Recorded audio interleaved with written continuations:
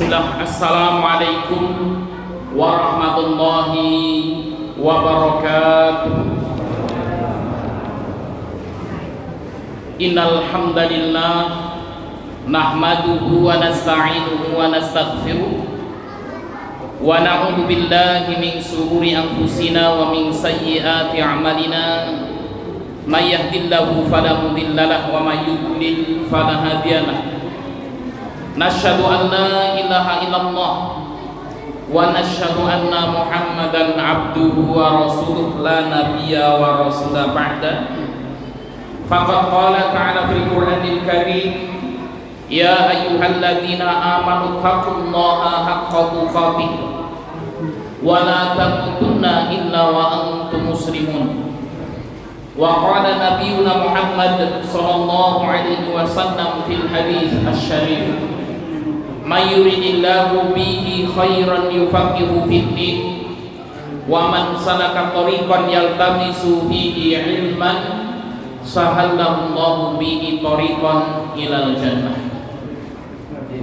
Bapak Ibu jamaah Masjid Taqwa yang dimuliakan Allah Subhanahu wa taala, puji syukur senantiasa kita haturkan atas kehadiran Allah yang telah memberikan kepada kita banyak sekali nikmat dan hidayahnya, baik itu nikmat iman, Islam maupun nikmat kesehatan, sehingga pada kesempatan malam hari yang berbahagia ini Allah Subhanahu wa taala mudahkan kita untuk bersama-sama hadir di majelis taklim ini. Salawat dan salam semoga senantiasa tercurahkan kepada junjungan Nabi besar kita Muhammad sallallahu alaihi wasallam beserta keluarganya, para sahabatnya, para tabi'in, tabi'ut tabi'in, dan seluruh pengikutnya yang senantiasa mengikuti jejak dan risalah beliau sampai yaumul qiyamah. Tadi sudah dibuka dengan basmalah ya Mas Eri? Belum ya? Untuk mendapatkan barokah dari Allah, mari kita buka majelis kita dengan membaca basmalah. Bismillahirrahmanirrahim. Baik Bapak Ibu yang dimuliakan Allah Subhanahu wa taala, insyaallah mulai dari pertemuan ini sampai pertemuan-pertemuan yang selanjutnya kita akan membahas dan mengupas tuntas fikih udhiyah, fikih kurban, yang mudah-mudahan nanti kita dapat ya pemahaman yang baik terkait dengan ya fikih kurban ini. Mungkin Bapak Ibu sekalian yang tahun ini tidak berkurban atau memiliki cita-cita untuk berkurban, maka kemudian apa ya kita paham dulu terhadap yang ilmunya, karena Imam Bukhari rahimahullah mengatakan al ilmu qabla al qawli wal amal, ya sesungguhnya berilmu itu penting sebelum berkata dan berbuat. Baik Bapak Ibu yang dimuliakan Allah Subhanahu wa taala, kita akan membahas tentang pengertian udhiyah atau kurban, dalil kurban, kurban itu pasal hukumnya seperti apa, kemudian hewan apa saja Ustaz yang bisa digunakan untuk berkorban, ya kemudian binatangnya apa, umurnya berapa, dan kita juga akan membahas ya aib-aib atau cacat-cacat pada binatang yang tidak sah binatang tersebut untuk berkorban. Kemudian kita juga akan membahas insyaallah hukum memotong kuku ya dan mencukur rambut bagi orang yang mau berkorban. Baik Bapak Ibu yang dimuliakan Allah Subhanahu wa taala, sampai insyaallah kita juga akan membahas kapan waktu berkorban, ya waktunya itu kapan. Dan akan kita bahas juga pembagian daging kurban itu untuk siapa saja dan kemana saja. Baik Bapak Ibu yang dimuliakan Allah Subhanahu wa taala, ini kita merujuk kepada kitabnya yaitu Shahih Fikih Sunnah yang akan kita kaji, yang ditulis yang oleh Abu Malik Kamal bin Sayyid Salim. Baik Bapak Ibu yang dimuliakan Allah Subhanahu wa taala, kitab ini juga sudah ada terjemahannya ya. Sepertinya sudah diterjemahkan setahu saya ya kitab ini. Bapak Ibu yang dimuliakan Allah Subhanahu wa taala, kita masuk kepada ta'riful udhiyah, ya pengertian kurban. Apa sih sebenarnya dimaksud dengan kurban itu? ya. Sangat penting Bapak Ibu yang dimuliakan Allah Subhanahu wa taala bagi kita, terutama yang mau berkurban, untuk mengetahui definisi kurban itu sendiri. Nah, kalau kita sudah ngerti maksudnya, kita sudah mengerti definisinya, ya mudah-mudahan nanti kurban kita akan menjadi kurban yang memiliki pahala besar di sisi Allah Subhanahu wa taala. Ya. Bapak Ibu yang dimuliakan Allah Subhanahu wa taala, kurban itu di dalam bahasa Arab artinya udhiyah. Jadi apa? Udhiyah. Ya, kita bacakan makna kurban secara bahasa. Al-udhiyatu bi dhammil hamzati. Orang Arab mengatakan kurban itu dengan udhiyah dengan mendomahkan huruf hamzah, yaitu udhiyah. Wa yajuzu kasruha, dan ada sebagian orang Arab yang mengatakan dengan mengkasrahkan hamzah, yaitu idhiyah. Ya, ada udhiyah, ada yang mengatakan idhiyah. Wa yajuzu hadful hamzati wa fathul dad. Dan yang ketiga, dengan menghapus hamzah dan memfathahkan huruf dad, yaitu dhahyah. Ya, dhahyah. Nah, ini secara bahasa Bapak Ibu yang dimuliakan Allah Subhanahu wa taala, orang Arab itu kalau menyebut kurban adalah dengan kata udhiyah, idhiyah atau dhahyah. Ini secara bahasa. Apa yang dimaksud dengan udhiyah atau korban secara istilah? Nah, ini penting Bapak Ibu yang dimuliakan Allah Subhanahu wa taala. Yang dimaksud dengan kurban atau udhiyah secara istilah adalah mayudakka, yaitu hewan yang disembelih. Satu, diingat-ingat Bapak Ibu, hewan yang disembelih. Yang kedua, taqarruban ilallahi ta'ala, niatnya untuk mendekatkan diri kepada Allah Subhanahu wa taala, niatnya untuk beribadah kepada Allah Subhanahu wa taala. Yang ketiga, fi ayyamin nahri, disembelih pada tanggal 10 Dzulhijjah. Disembelih pada tanggal 10 Dzulhijjah. Ayyamun nahri adalah tanggal 10 Dzulhijjah dan hari-hari tasyrik, yaitu tanggal 11, 12, dan 13. Dan yang keempat, bi syara'itin makhsusatin, dengan syarat-syarat khusus, tidak asal nyembelihnya Bapak Ibu. Nah, ini kita akan bahas pengertian kurban dengan gamblang. Yang dimaksud dengan kurban yang pertama, mayudakka, hewan yang disembelih Bapak Ibu yang dimuliakan Allah Subhanahu wa taala. Jadi kalau kurban itu harus ada hewannya. Mas Heri ngomong sama Pak Habib, Pak Habib, insya Allah tahun ini saya mau korban Pak Habib. Korban apa Mas Heri? Korban perasaan Pak Habib. Nah, ini nggak disebut dengan korban, ya. Harus ada hewannya. Ya, mayudakka itu adalah apa? Hewan yang disembelih. Yang kedua Bapak Ibu yang dimuliakan Allah Subhanahu wa taala, taqarruban ilallahi taala. Niatnya adalah untuk mendekatkan diri kepada Allah Subhanahu wa taala, bukan dengan niat yang lain. Kalau ada Mas Aan bilang ke kita semuanya, Pak Bu, insya Allah nanti saya akan korban sapi 10. Nah, kan gitu ya.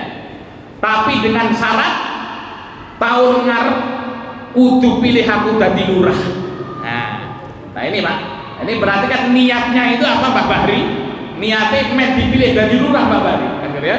Maka kemudian apa? Ya kalau niatnya bukan taqarruban ilallahi ta'ala, maka secara syar'i itu bukan dinamakan kurban. Ada orang kaya, wah masya Allah Pak Haji, kurban terus ini Pak Haji. Lah iya, jane aku ki yo maneman lho Mas arek korban iki duwite gitu. Ya, urunan 3 juta iki jane maneman. Tapi kemudian apa? Saya ini orang terpandang di kampung Pak Ustaz. Kalau sampai kemudian saya nggak korban, apa kata masyarakat? Nah itu ya. Nah, maka orang yang berkurban niatnya bukan taqarruban ila Allah Ta'ala karena niat lain, ya, ingin dilihat sama orang karena malu lalu tidak mau berkorban, atau karena niat yang bermacam-macam selain mendekatkan diri kepada Allah Subhanahu wa Ta'ala, maka tidak disebut dengan kurban walaupun secara zahir orang tersebut berkurban. Nah, ini hati-hati Bapak Ibu yang dimuliakan Allah Subhanahu wa Ta'ala. Di sini orang banyak tergincir, ya. Maka harus betul-betul diniatkan kurban itu taqarruban ilallah Ta'ala dalam rangka mendekatkan diri dan beribadah kepada Allah Subhanahu wa Ta'ala. Kemudian fi ayyamin nahri, menyembelihnya bukan sembarangan Bapak Ibu, tapi di tanggal 10 Dzulhijjah setelah sholat Idul Adha. Nanti akan kita jelaskan secara gamblang waktunya, ya. Dari apa? Waktu kurban itu setelah sholat Idul Adha. Pak Ustadz, alhamdulillah Pak Ustadz, ya tahun ini saya berkorban Pak Ustadz. Tapi insya Allah Pak Ustadz, ya, korban saya ini nanti mau tak sembelih jam 12 malam Pak Ustadz. Kenapa jam 12 malam? Supaya sebelum sholat Id wis iso mangan iwak wedhus. Nah, itu ya. Atau kemudian maghrib, kan ya. Besok Idul Adha lagi sore barasa dibeleh. Dhisik. Kenapa? Supaya sebelum sholat Id iso mangan iwak wedhus. Nah, ini maka kurbannya tidak sah Bapak Ibu yang dimuliakan Allah Subhanahu wa Ta'ala. Kata Nabi sallallahu alaihi wasallam, "Man dzabaha qabla shalah falyu'id." Barang siapa orang berkorban kemudian apa? Ya, orang tersebut belum melaksanakan sholat Idul Adha, falyu'id, maka kemudian ulangi korbannya itu karena tidak sah, hukumnya sedekah biasa. Itu fi ayyamin nahr, yaitu tanggal 10 Dzulhijjah setelah sholat Idul Adha atau hari-hari tasyrik tanggal 11, rolas, telulas, batasnya Bapak Ibu yang dimuliakan Allah Subhanahu wa Ta'ala 13 kalau sudah masuk waktu maghrib. Nah, itu misalnya ini tanggal telulas Dzulhijjah dan ini sudah masuk waktu maghrib, maka sudah habis, ya. Maka kalau ada yang nyembelih nih, ini tanggal 13 Dzulhijjah pada maghrib ini wedhuse ini disembelih, maka tidak sah, hitungannya sedekah biasa. Nah, maka hati-hati, ya. Biasanya ada bantuan dari luar negeri, ya, gitu ya, wedhus sak mobil teko, kan ya. Nah, ini apa ini? Kurban, kan ya. Nah, ini rapopo lah kotangnya, ya, wedhuse diirit-irit, ya, setiap dino disembelih siji, kan gitu ya. Ngasih tanggal 20 Dzulhijjah. Lah iki Pak, sing wis kelewat tanggal 3 Dzulhijjah maka tidak sah. Fi ayyamin nahri bisyara'itin mahsusatin, kemudian dengan cara-cara khusus, hewan-hewannya juga khusus, ada aturannya Bapak Ibu yang dimuliakan Allah. Nah, jadi ini ya, yang dimaksud dengan kurban adalah hewan yang disembelih dalam rangka mendekatkan diri kepada Allah. Maka Bapak Ibu yang tahun ini mau kurban, kembali lagi luruskan niatnya, berkurban ya dengan niat mencari ridho Allah di ya hari Nahr atau tanggal 10 Dzulhijjah dengan syarat-syarat tertentu, ya. Itu pengertian kurban Bapak Ibu.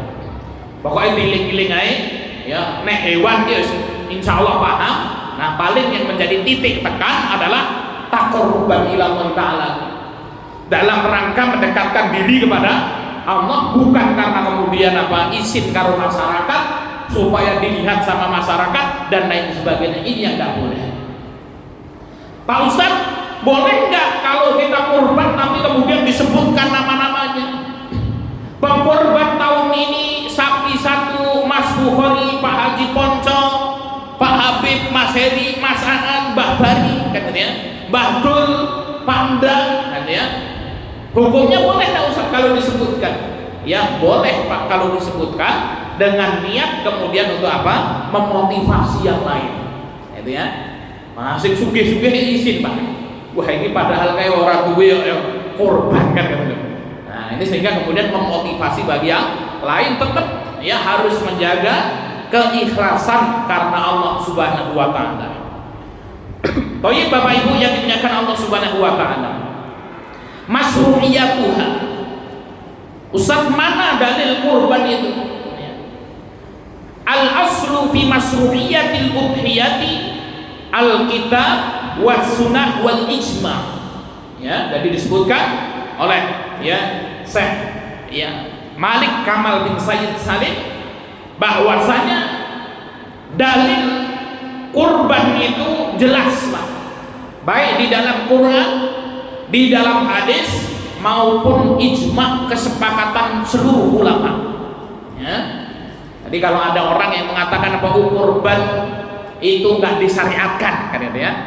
Ya, kalau hukumnya syariat nanti akan ada khilaf, wajib apa sunnah nanti akan kita bahas tersendiri. Tapi apa kurban itu disyariatkan. Kalau ada orang ngomong, oh kurban ini bersorat disyariatkan nang Islam, nah itu berarti apa? Menyelisih Quran sunnah dan kesepakatan para ulama.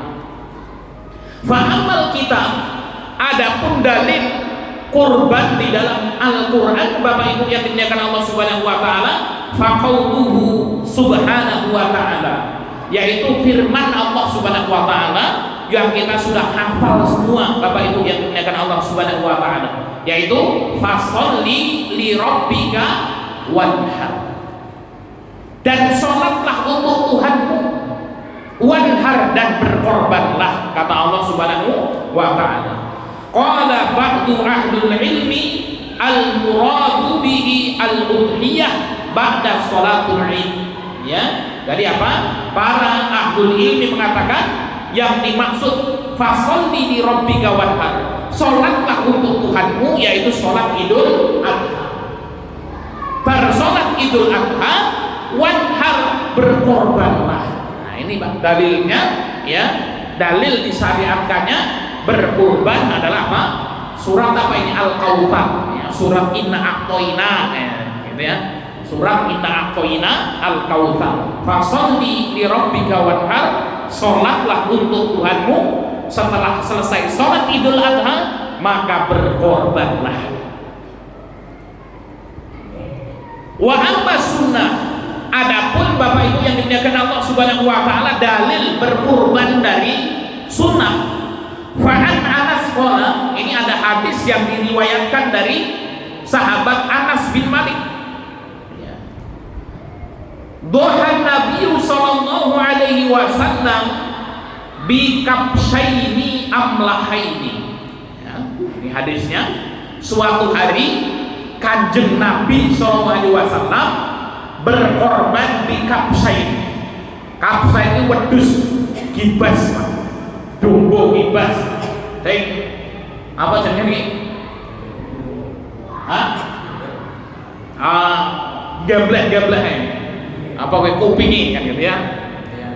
Ada juga yang mengatakan gembel domba kan ya. Bikapsai, dua wedhus loro. Jadi Rasul ini suatu hari korban langsung nyembelih wedhus loro.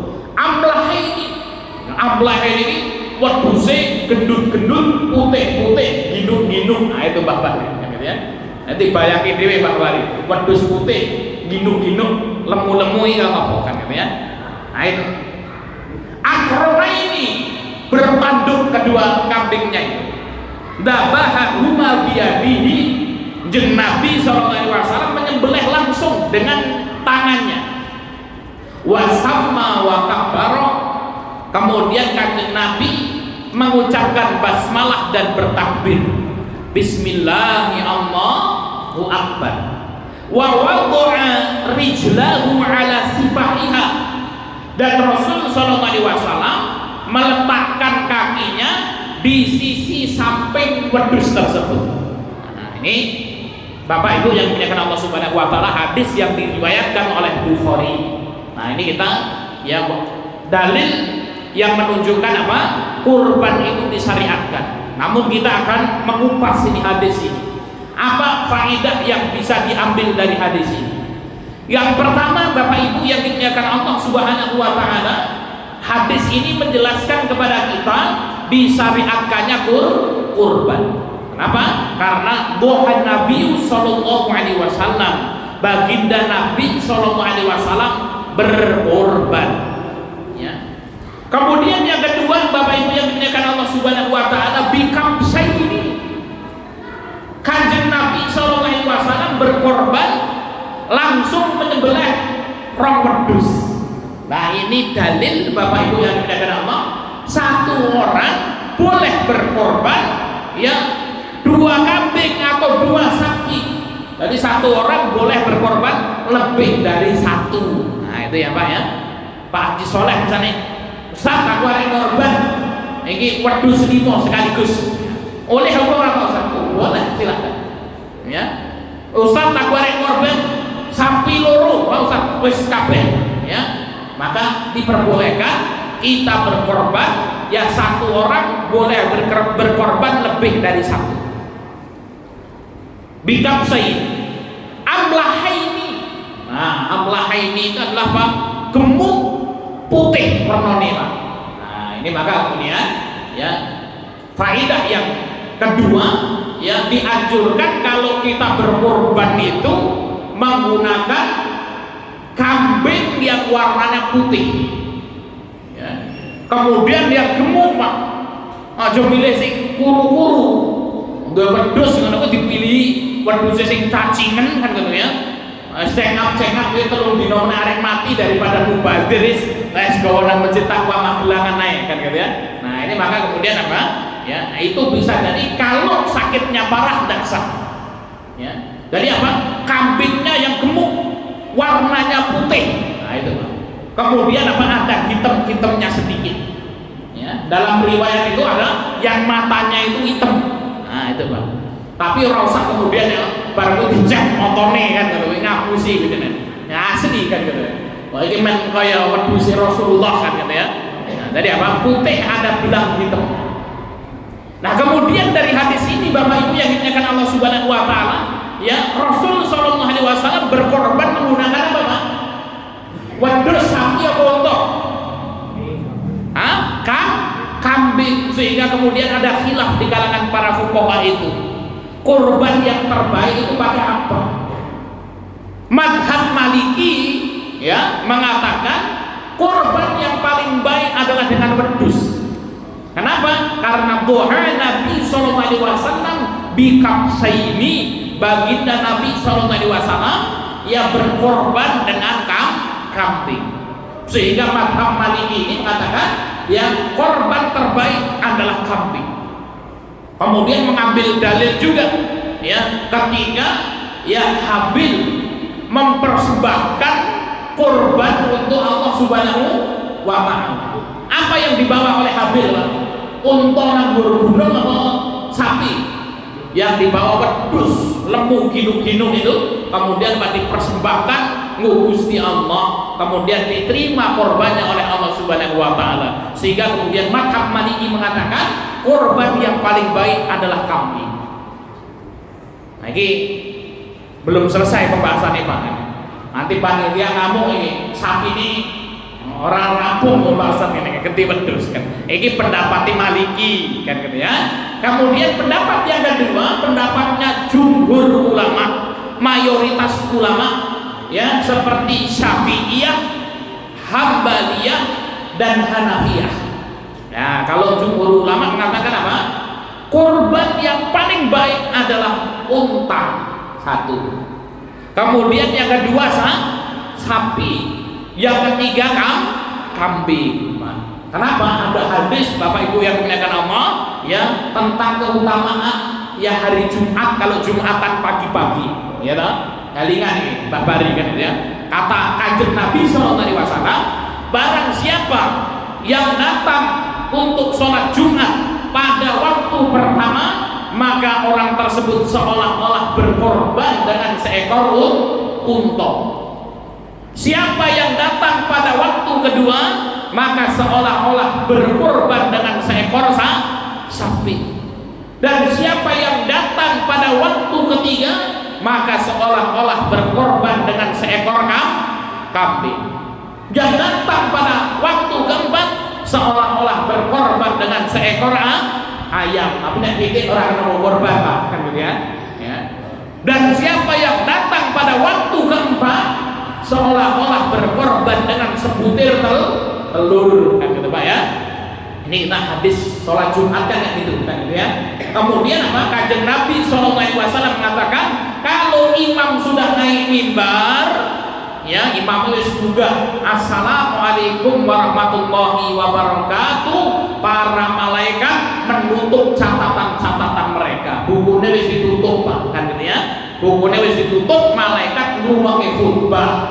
Adapun imam wis naik mimbar men teko tuk aku wis ra dicatet karo malaikat, kan gitu ya. Sekedar kemudian apa? Menggugurkan kewajiban saja ning orang mendapatkan keutamaan Jumat. Nah, kuwi di rumah ki masakan sing temenan, kan gitu ya.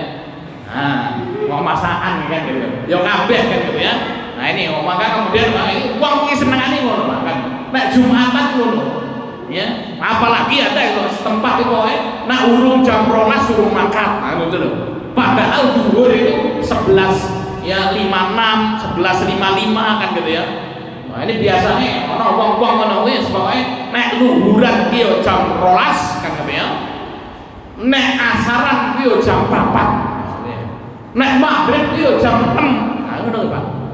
Nah, pernah safar ya ke suatu tempat kan gitu ya. Asar itu jam 3 lewat berapa lah kan gitu. Jam 3 lewat kan. Nah, kemudian ada orang-orang di situ. Ya, saya turun dari mobil, kirain saya itu wis do salat asar kabeh, Pak. Karena wis mau jam 4 lewat, setitik meneh jam 4. Sebentar lagi jam 4. Saya kira itu kemudian wis rampung kabeh salat asar. Bar wudu aku wis langsung salat. Ya tak khusuk-khusuk kena, Pak. Wong padha ngenteni kabeh. Ya, wong padha ngenteni. Ya ngenteni aku rampung salat. Aku salam metu kan gitu. Lah aku metu ngene omah kan gitu. Wong karo deloke kabeh iku dinteni mamigat kan gitu. Lah aku ora ngerti Pak kalau kemudian apa? Ya padha salat asar itu tadi. Ya ternyata apa di situ itu pokoknya kalau salat asar nih ya pokoknya jam 4 kan gitu ya. Nah, situ ini saya juga nggak tahu kan ini terlambat ini. Kirain orang-orang pada pikir semua kan gitu. Ya ngumpul saya sholat sendiri. Orang juga tidak tahu darah ini sholat sunnah kok papat kan gitu. Nah bahasa dinta ini salam aku metu komat wong kalau deloke ya. Ini wong kurang ajar temenan kan gitu ya. Nah, ya Bapak Ibu yang dimuliakan Allah Subhanahu wa taala, kita kembali kepada hadis ya tentang mendatangi sholat Jumat ini. Maka kemudian apa? Yang datang pertama seperti berkorban dengan seekor unta, kemudian sapi, kemudian kambing. Nah, sehingga kemudian jumhur ulama mengatakan apa? Oh, yang paling baik kemudian apa? Ya adalah berkorban dengan unta. Ya, unta kan golek angin apa gini kan gitu ya. Ya. Arek golek unta nanti Pak Bari. Mendadak perang dhisik kan gitu semua Saudi Arabia kan gitu ya. Maka kemudian apa? Yang sapi kan gitu ya. Ya ini insya Allah akan kita bahas. Ya, ada apa? Nanti pembahasan khusus ya. Ustaz, ya nek sapi karo wedhus isih mending ndi? Ya, isi afdol ndi kan ya. Lah nek kemudian sapi nggo wong 7 karo wedhus nggo wong 1. Nah, ini nanti masih afdolan mana? Nah, ini nanti kita bahas insyaallah. Baik Bapak Ibu yang dimuliakan Allah Subhanahu wa taala, akrona ini ya. Yang kedua disunahkan kambingnya atau sapinya bertanduk. Nah, maka para ulama sepakat bahwasanya yang kurban jantan itu lebih baik daripada betina. Itu biittifaq. Ya. Jadi apa? Kurban jantan lebih baik daripada betina. Nah, itu bedanya jantan sama betina. Jantan itu siap untuk berkorban. Kalau betina untuk korban aja gak mau kan gitu ya. Senang masa aneh ngurung ini kan gitu ya. Nah, ini maka ulama sepakat bahwasanya apa? Ya, jantan itu lebih afdal untuk dikorbankan daripada betina. Maka akrona ini ya diusahakan sing metu sumune, Pak. Sumune sing dawa sing ganteng, gitu ya. Kemudian apa? Dabahahuma biyadihi. Kanjeng Nabi SAW langsung menyembelih dengan tangannya sendiri. Nah, maka disunahkan Bapak Ibu yang dimuliakan Allah Subhanahu wa taala, kalau korban kuwi afdole nyembelih dhewe, Pak. Ya. Kalau korban afdole nyembelih dhewe. Pak Ustaz, tapi nek sapi kepiye? Nah, ini. Nah, ora iso ya rasa keminter, kedupak ndase kan repot kan gitu ya. Nah, maka kemudian apa? Tapi afdolnya contoh kita ini korban kambing kan gitu ya, maka disembelih dengan tangan kita sendiri. Nah, kalau kemudian diwakilkan sama orang, boleh atau enggak? Kan gitu ya. Tapi Bapak Ibu yang dimuliakan Allah Subhanahu wa taala, ya mewakilkan korban kepada orang lain hukumnya boleh. Namun dengan syarat orang yang menyembelih harus muslim. Ya, yang mewakilkan harus muslim. Kemudian yang kedua, orang yang menyembelih harus tahu fikih kurban itu seperti apa. Ya. Ini kayaknya uang itu pinter kan, wis serah ini aja kan gitu ya. Baru itu sembelih, belih, atau bismillah dan lain sebagainya. Ini harus tahu, ya, harus diteliti betul ini panitia. Siapa yang nyembelih ini kan gitu ya? Didelok disik kan gitu ya. Oh, ini insya Allah memenuhi kriteria orang yang baik, yang tahu tentang apa fikih kurban, maka boleh kita mewakilkan kepadanya. Ya, kalau kemudian apa? Ya, orang yang mewakili ini tidak sesuai dengan syarat-syarat yang ada, maka tidak sah kurban kita. Ya, wis tuku sapi larang-larang kan, ternyata kurbannya tidak sah. Wasamma wa kabbar. Nah, ini dalam hadis ini disebut Rasulullah nyembelih sendiri, kemudian sama Rasulullah membaca basmalah wa kabbar dan bertakbir. Kata sama wa kabbar, Rasulullah membaca basmalah dan bertakbir, maka oleh para fuqaha dibahas, ya, yang pertama sama Rasulullah menyembelihnya membaca basmalah, kemudian yang kedua bertakbir, ya, dan para ulama mengatakan yang membaca basmalah maca bismillahirrahmanirrahim atau maca bismillahirrahmanirrahim ketika nyembelih hukumnya wajib. Wa kabbara dan bertakbir hukumnya sunnah. Nah, ini Pak ya. Ini baik nyembelih kurban atau nyembelih apa-apa, kan gitu ya. Nah, Mbak Bari yang nyembelih pitik kan gitu ya. Maka kemudian apa? Doanya ini bismillahirrahmanirrahim Allahu akbar. Nah, disembelih. Bismillahnya wajib, takbirnya sunnah. Bismillah, nah wis cukup Pak. Ya, orang bertakbir. Dan yang baca bismillahi Allahu akbar itu orang yang nyembelih Pak, kudu wong sing nonton. Nah, ini biasanya ya Pak, sing nonton takbir Allahu akbar, sing nyembelih karo ngemut rokok. Lepas Allahu akbar. Lah wong sing nonton kuwi bismillahi Allahu akbar, kemudian dibeleh sing nyembelih orang maca bismillah, maka ini tidak sah Bapak Ibu dimuliakan Allah Subhanahu wa taala. Hati-hati. Ya. Moga sesuk sing arep nyembelih dikontrol cangkeme mutomo kan gitu ya. Nah, sing rokok jebut kan gitu ya. Lah kok kemut permen apa wis copot kan gitu ya.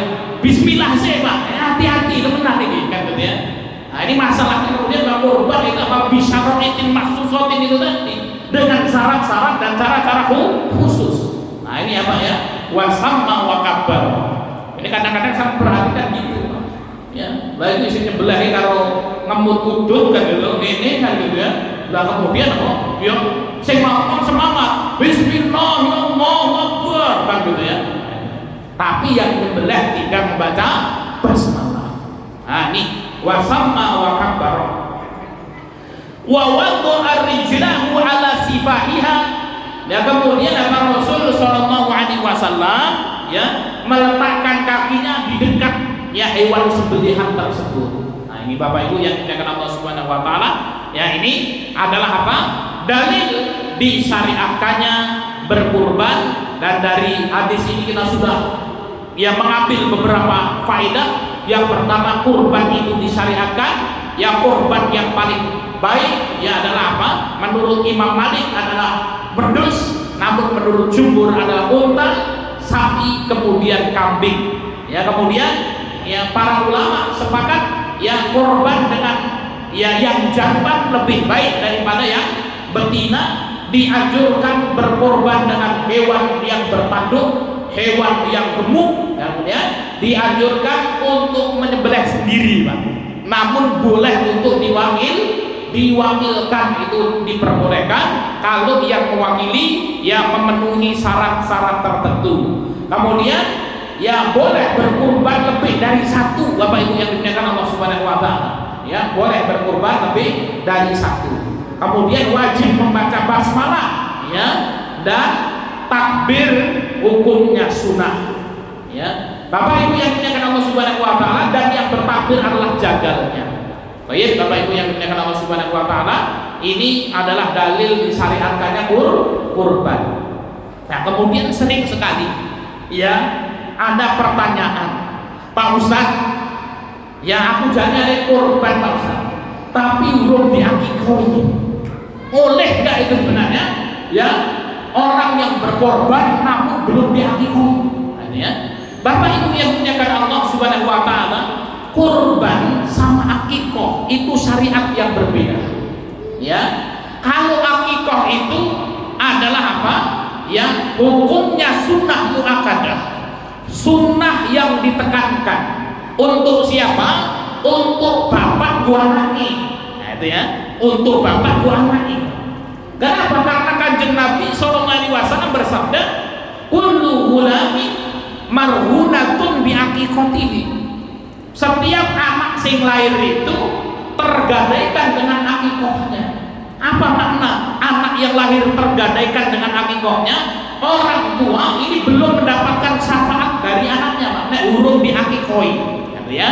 Misalnya ya Mas Heri kan gitu ya, duwe anak, anaknya jadi ustaz, ya, hafal Quran 30 juz, nek ngaji ini udune ngalir sama Mas Heri di pahalanya, tapi urung diakikoi. Ya, kemudian apa? Maka tergadaikan.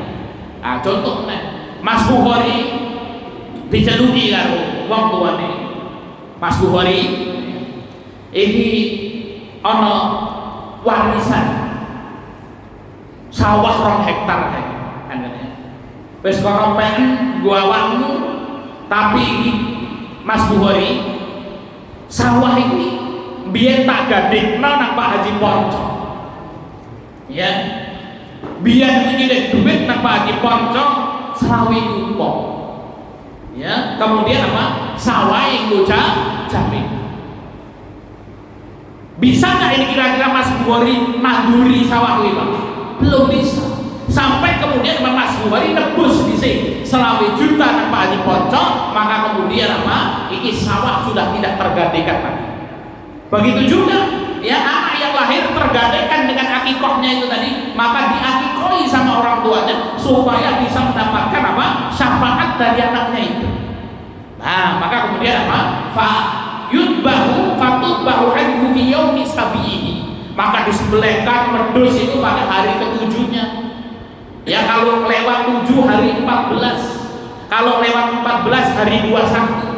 Kalau lewat 21 khilaf di kalangan fuqaha, ada yang mengatakan wis tidak, kemudian tidak disunahkan lagi, ada yang mengatakan yang masih disunahkan dan masih bisa. Mas Heri misalnya dia belum diakikoi, lanjut ngombian ngono Pak. Saya ini akikohnya paling baru 4 tahun yang lalu lah. Wis geraknya belum diakikoi. Lah apa Pak baru ngombian iki walaupun ana duit iki jenenge puputan sing do tuku wedhus Bapak Ibu. Pite sing dituku kan gitu. Ora ngerti akikoh ngono kan gitu. Wah, sehingga kemudian gede kemudian ora diakikoi kan gitu. Ya bahasa tangane Pak, biar wis diakikoi ora ngerti ngono-ngono kuwi kan gitu. Nah, ini kan gitu. Nah, kemudian timbul pertanyaan nih kan gitu ya. Ya, oleh enggak ini orang yang belum diakikoi ini kemudian berkorban? Ya, nah kemudian nanti yang tanya Pak Ustaz, wong tuanya sudah meninggal Pak Ustaz, boleh nggak seseorang itu mengakikoi dirinya sendiri? Nah itu ya, mengakikoi dirinya sendiri. Jawabannya Bapak Ibu yang dimuliakan Allah Subhanahu wa taala, kalau sudah lewat 21 wis tua itu, kalau nggak diakikoi sebenarnya tidak mengapa. Ya Pak ya, kalau tidak diakikoi tidak mengapa. Ya karena kemudian orang tua kita belum tahu, ya mudah-mudahan kita berdoa amal yang kita lakukan ini kemudian sampai kepada orang tua kita. Tapi kalau kemudian apa kita pingin ya akikoh, ya Allah ini wedus ya tak sedekahkan atas nama bapak saya yang telah meninggal misalnya, yang untuk akikoh diri saya, ya, maka hal tersebut diperbolehkan, tidak mengapa. Ya, toh ini juga apa kemudian niatnya sedekah. Kan gitu ya. Kalau enggak juga tidak mengapa, Bapak Ibu yang dimuliakan Allah Subhanahu wa taala, dan tidak perlu risau kan gitu ya. Aku ki rugi ati koin kok piye Bapak boleh pahala atau enggak. Yang kita doakan mudah-mudahan mendapatkan pahala yang mengalir. Nah, kita kembali Pak, ya. Akikoh itu adalah apa? Dibebankan kepada orang tua kita. Sedangkan kurban adalah apa? Ibadah kita. Jadi berbeda. Akikoh itu adalah ibadah Bapak ITW, sedang kurban itu adalah ibadahnya kita.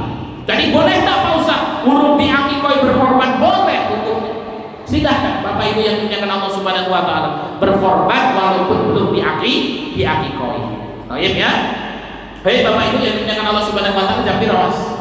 Ya, sudah cukup ya. Ini kita cukupkan sekian Bapak Ibu yang dimuliakan Allah kajian kita yang insyaallah yang di pertemuan yang akan datang kita akan membahas tentang hukumul udhiyah. Ya, udhiyah kurban itu hukumnya apa sih Mas? Ya, kurban itu hukumnya apa kurban? Nah, duit-duit tokeh terus ra kurban dosa orang, ya. Terus nek duitnya setitik ya, kurban utang boleh apa ora kan ya. Nah, kemarin Pak Habib tanya itu, Pak Ustaz ini gimana itu?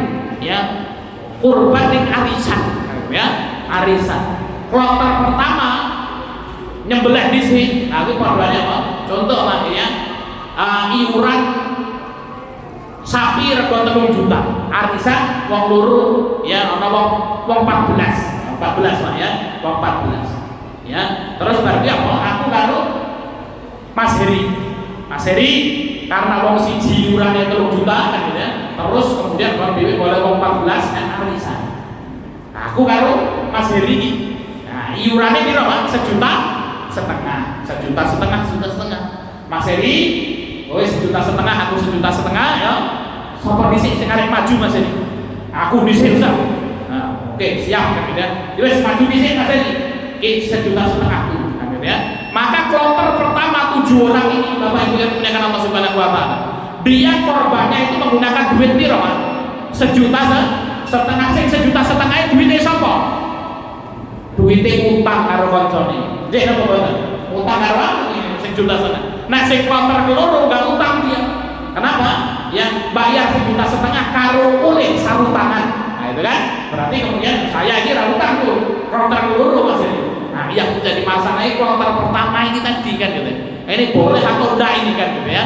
Ya, kemudian Pak, ini hukumnya adalah apa? Berkurban tapi utang oleh orang kan gitu ya. Nah, ini wes mulai hari tadi belum. Nah, besok kita bahas supaya kemudian apa ini memudahkan orang Bapak Ibu yang dimuliakan Allah Subhanahu wa taala, yang kita sebutkan itu sah, diperbolehkan. Insya Allah akan kita jawab lagi, kita kupas lagi lebih dalam Bapak Ibu yang dimuliakan Allah. Demikian yang bisa kita sampaikan, mudah-mudahan bermanfaat. Kita kembalikan ke pembawa acara.